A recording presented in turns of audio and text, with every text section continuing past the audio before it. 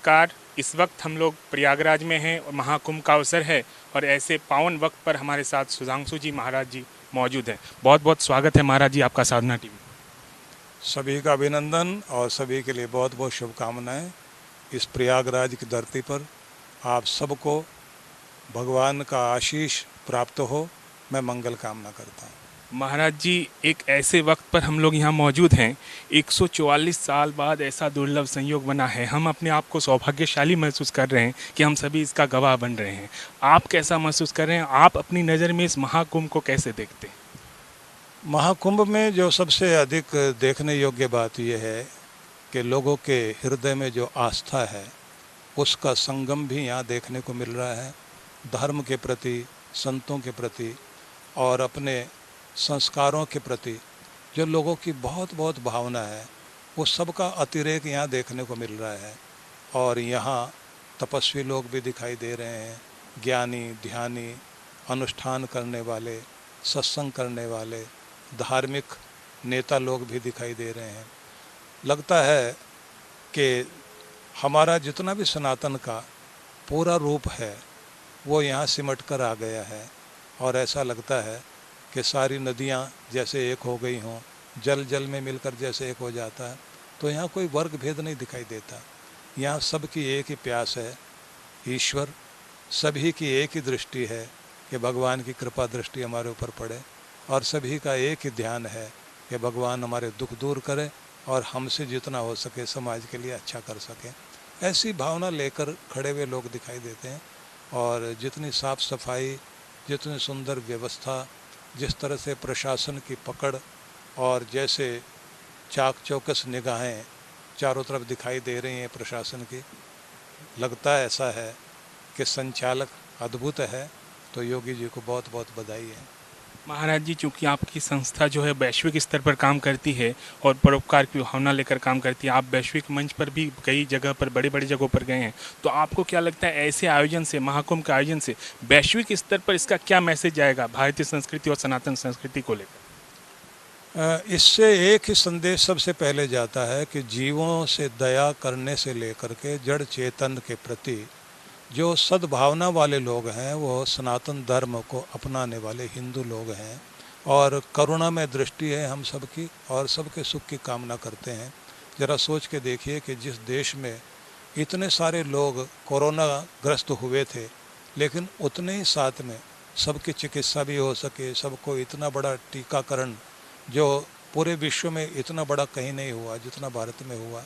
तो इसके साथ में बड़ी बात थी कि पूरे विश्व के लिए मंगल कामना करते हुए हम लोगों ने अपने लोगों को भी टीकाकरण किया और हमने वैक्सीन उन देशों को भी दी जिनकी तरफ कोई भी हाथ बढ़ाने के लिए तैयार नहीं था। तो दिखाई देता है कि हमारे यहाँ धर्म, संस्कृति और दया की जो भावना है वो लोगों के हृदय तक पहुँच चुकी है। इसीलिए तो जितना कहीं पर भी कोई दुर्घटना हो जाए, अनहोनी चीज़ें हो जाएं, तो देखने में आया गवर्नमेंट बाद में पहुंचती है। यहाँ का प्रत्येक आदमी पहले जाकर सेवा करने लग जाता है, अपनी तरफ से योगदान देने लग जाता है। वो इसीलिए है क्योंकि लोगों के हृदय में धर्म है और वो भी सनातन धर्म। हम लोग ये नहीं देखते कि कौन से वर्ग का व्यक्ति है, पीड़ित कोई भी है, आंसू किसी के भी हैं।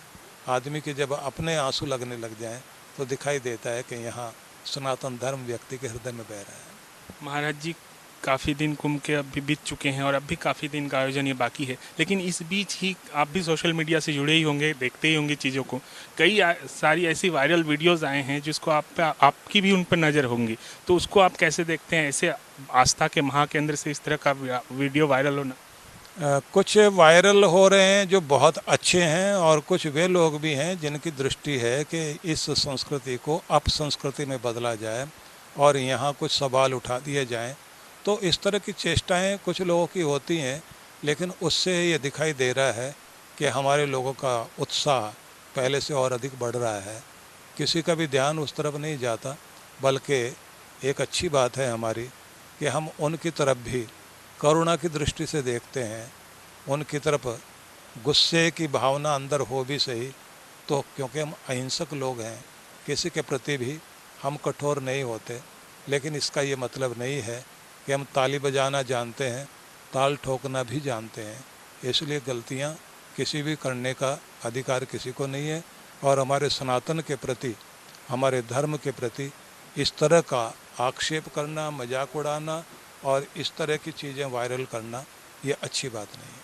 महाराज जी, आपका ज़्यादा वक्त मैं नहीं लूँगा। आखिरी एक सवाल करना चाहूँगा और ये कहना चाहूँगा कि आप साधना टीवी के जरिए उन लोगों को क्या मैसेज देना चाहिएगा जो आना तो चाहते हैं कुंभ लेकिन किसी कारणवश नहीं पहुँच पा रहे हैं, वो आपको अभी फ़िलहाल साधना टीवी में देख रहे होंगे, उनको क्या मैसेज देना चाहिए?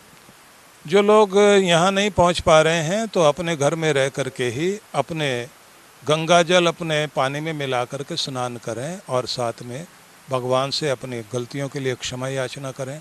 भगवान से प्रार्थना करते हुए आंतरिक शुद्धि और अपने परिवार के अंदर प्रेम का वातावरण बढ़ाने के साथ साथ चेष्टा करें देश और धर्म के लिए हम कुछ बड़ा काम कर सकें, तो ये बहुत ही पुण्यदायी होगा। महाराज जी, इतनी व्यस्तता के बावजूद भी बात निकालने के लिए, समय निकाल कर बात करने के लिए आपका बहुत बहुत धन्यवाद। धन्यवाद।